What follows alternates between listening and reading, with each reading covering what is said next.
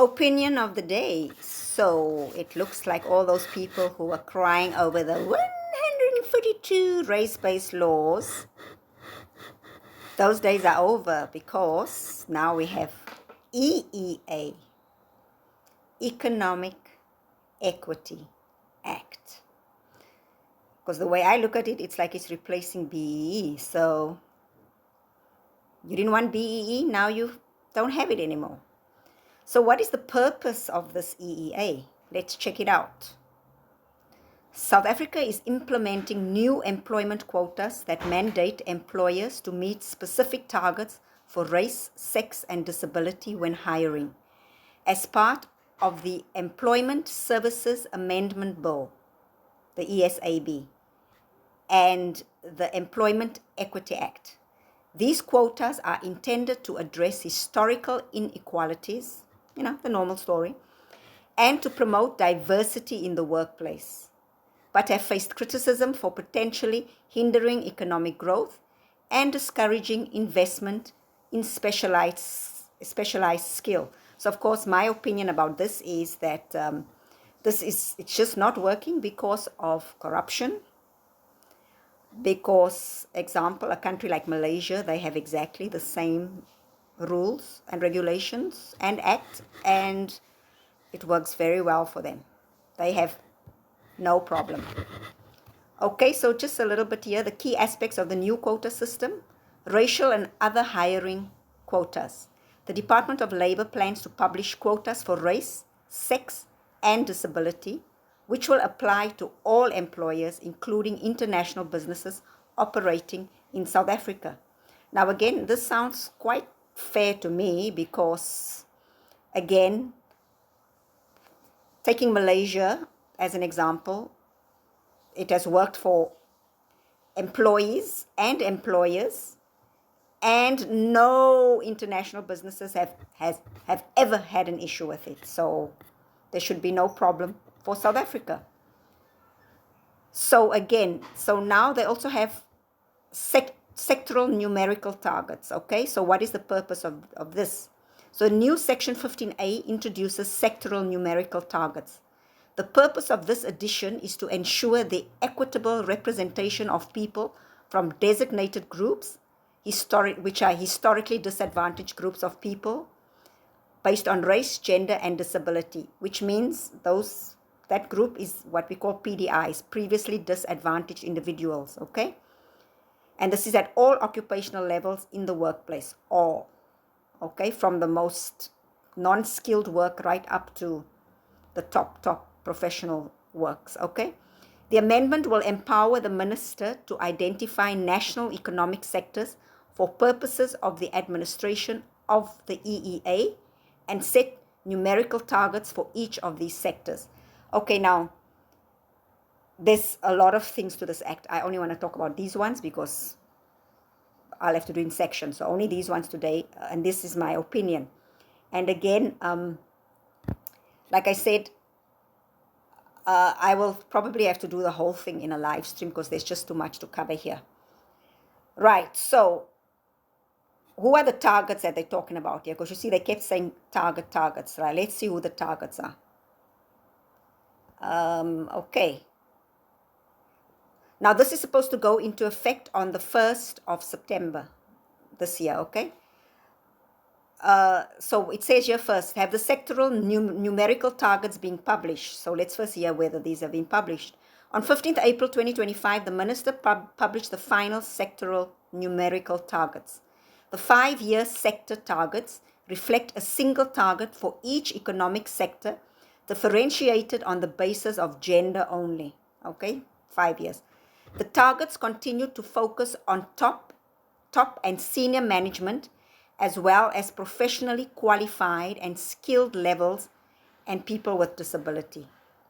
The target for people with disabilities include all people with disabilities, irrespective of race or gender. Okay, so we see there, it's your PDIs, which will be mainly, I'll get to those, what they are, and then the disability one does not include race or gender. Okay, so now it gets tricky. Who are these targets? The targets simply refer to designated groups, which is defined in the EEA as black people. So they use this word black people with a small b. A small b, when you write a small b, it means color. So black people. So what does that mean? People with black skin. So my opinion, the wording is wrong. So who do they say are black people? Africans, coloreds, and Indians. Again, incorrect wording. Africans. Africans are any color. It's just a person who originated in Africa. And then separating coloreds from African, that is disgraceful because coloreds are African. Okay, and Indians. The reason Indians are included here is because Indians are PDIs. So I am totally not with that wording. Totally against that wording. It's bad English. Okay? And then it also says women and people with disabilities who are citizens of South Africa by birth or descent. Interesting. So you have to have been born there or descent. Okay? Alternatively, it is also black people, again small b, wrong, who became citizens of South Africa by naturalization before 27th of April 1994, which makes sense because it was still apartheid at that time, so they would have been PDIs, or after 26th of April 1994, and who would have been entitled to acquire citizenship by naturalization prior to that date, but who were precluded by apartheid policies. Now this one, I was a bit thrown by this because this sounds like foreigners who just came after 1994 and now they've naturalized. But after thinking for a while, it could be these are probably children of parents who were there before 1994, and because they were not able to be registered, to be naturalized, and then they now became naturalized, and then their children, because their children that time also could not be naturalized, and these children were born after 1994. I hope you understand what I'm saying. So now they can be naturalized. So it's actually the children, the parent who was a PDI, and on top of it, and yeah, the parent was not able to naturalize because of the apartheid laws, because they were black foreigners or non-white foreigners. Non-white is the correct term, non-white foreigner. But now, in 1994, they became naturalized, and then their children were born, and then those children will fall under this new law. And it is not people who just came after 1994, foreigners, and then they became naturalized and now they are South Africans and now they are benefits of this. I don't think it is that, but again, the English is so bad here that I don't understand it. But this is just my first take on it.